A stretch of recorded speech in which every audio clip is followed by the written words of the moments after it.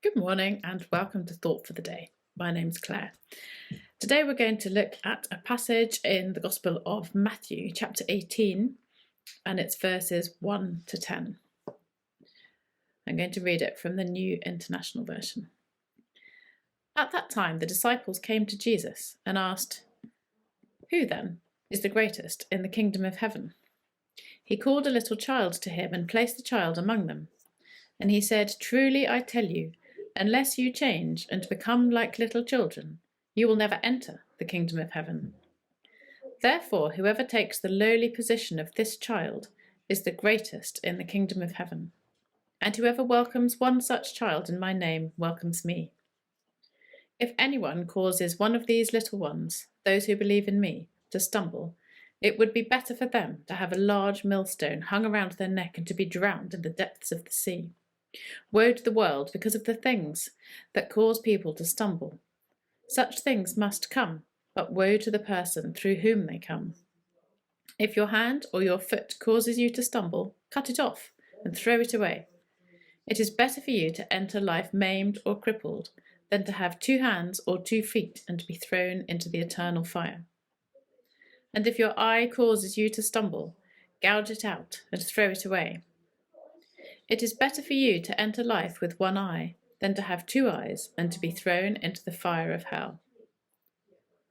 See that you do not despise one of these little ones, for I tell you that their angels in heaven always see the face of my Father in heaven." It's quite a dramatic paragraph or section of the Gospel. When I picked it, I thought, I love this one because it's all about children and it's a really simple message. But I'd forgotten how dramatic it is in those middle verses 6 to 9. I've been reminded recently quite what a powerful and countercultural preacher Jesus was. It's sometimes easy to think of him as somebody who said some lovely sermons, but this is not what you'd want to hear as a lovely sermon on a Sunday morning when you went to church, is it? It would be better for them to have a large millstone hung round their neck. That is extremely dramatic. So I had a bit of a route around and reminded myself what the meaning of this passage was. So I read the first bit again. At that time, the disciples came to Jesus and asked, "Who then is the greatest in the kingdom of heaven?"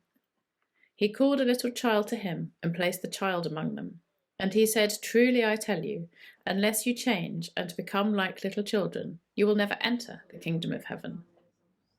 Therefore, whoever takes the lowly position of this child is the greatest in the kingdom of heaven. And whoever welcomes one such child in my name welcomes me." It's another reminder that the disciples were fantastically human. Who's the greatest in the kingdom of heaven? They asked Jesus. We might, if we're honest, have all had a moment when we've been wondering who's the greatest amongst a group of people. And the disciples were just tremendously human and were trying to work out who was the greatest in the kingdom of heaven. But Jesus was not a traditional viewer of power. He had a really radical perspective on it. It was not about being on a throne and lording it over people or telling people what to do. It was, as we know, about service. It was about becoming a servant, like a little child. Now, a child is utterly dependent, small ones especially, on us as adults for their food, for their safety, for their security. And shockingly, even now in 2022, 1 in 3 children in the UK live in poverty. So we're not tremendously good at it yet. But we know that we should love and nurture and protect our children.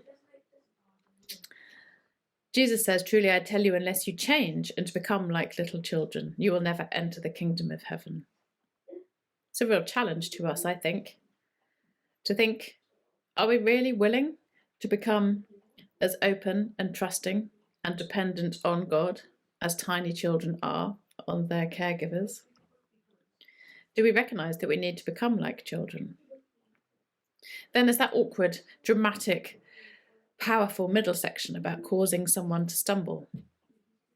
If anyone causes one of these little ones, those who believe in me, to stumble, it would be better for them to have a large millstone hung around their neck and be drowned in the depths of the sea. Those who believe in me, or the little ones. So it's not just the children, but it's all of us with a faith.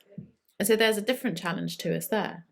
Do we recognise that we need to respect each other and be careful not to put stumbling blocks in front of each other's lives that would cause them to be turned away from their faith? Then there's the more literal reading about actually welcoming children. Whoever welcomes a child in my name welcomes me, Jesus says in verse 5. There's another challenge. It's fantastic at this time of year. I'm recording this just before Christmas, so we're looking forward to the Nativity and the Christingle and all the delightful ways that children in the community can be welcomed into the church. But it's quite challenging to think, how can we do that the rest of the year?